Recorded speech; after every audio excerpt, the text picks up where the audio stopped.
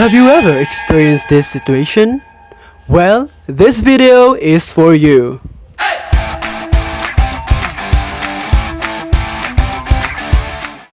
Good day everyone, here we are again, the Answers Group, and we are going to discuss another assignment related to the curriculum guide in English subject.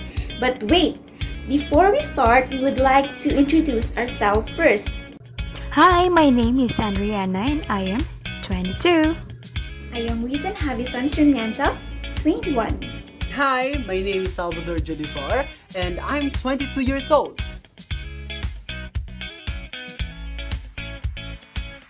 And in this video, we will present the curriculum guide of oral communication in context.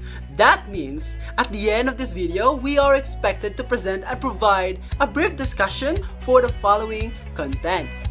First, the lesson content, which includes the subject, specific topic, grade level, and quarter. Second, the lesson objectives that we made for this subject. Third, we are assigned to think of the best performance task to assess the student's learning. So since the subject that we chose is oral communication in context, therefore the performance task should be related in improving their speaking skill. Lastly, to rate the student's activity, there should be a rubric, right? But in this assignment, we are expected to create two rubrics. These are analytic and holistic rubrics. To deeply understand our assignment, here is our presentation and discussion highlighting the said tasks. Always remember, just focus and enjoy watching!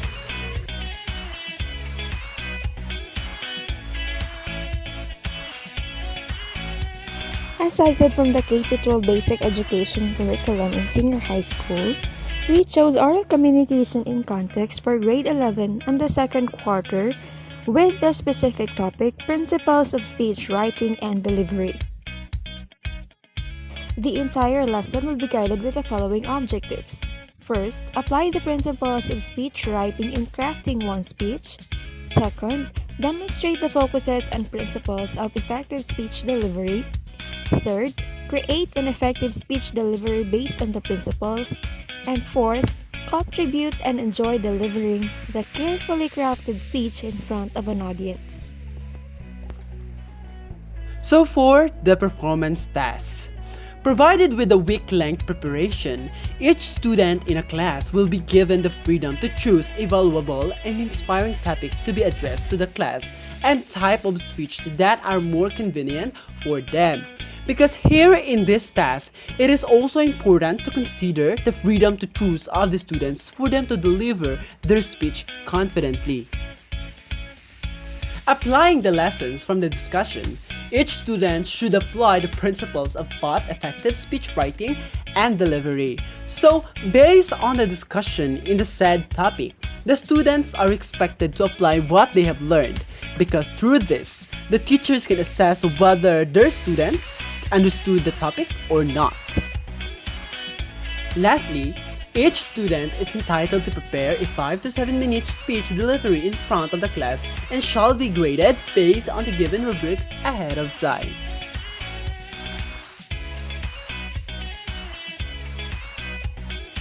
Next, we will be going to present the rubric for the performance task, the holistic and analytic rubric. First is the holistic rubric. It provides a single criteria, one-dimensional, used to assess students' overall achievement on an activity based on predefined performance level. Entitled Public Speaking Rubric.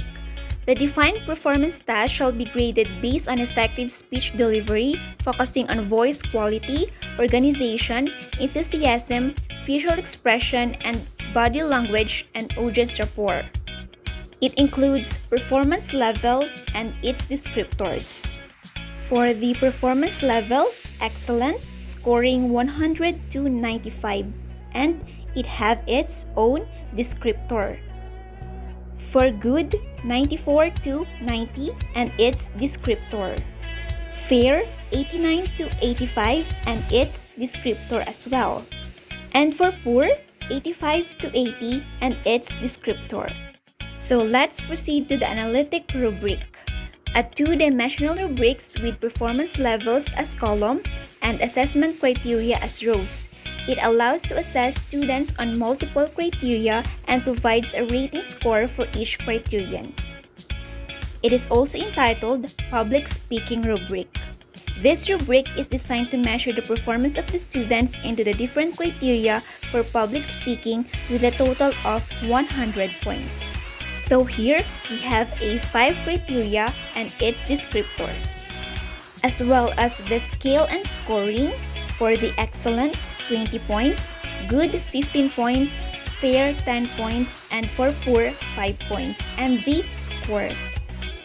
So for the first criteria, we have the articulation and then its own descriptor. Next is the organization as well as its descriptor. Next is the stage presence. Then facial expressions, gestures, and movement. And lastly, the audience rapport and its descriptor.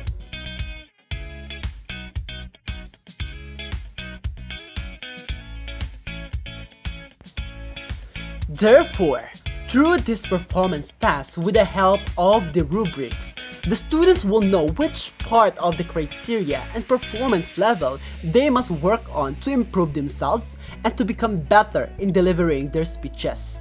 Also, with the application of what they have learned from the discussion, they can overcome this glossophobia.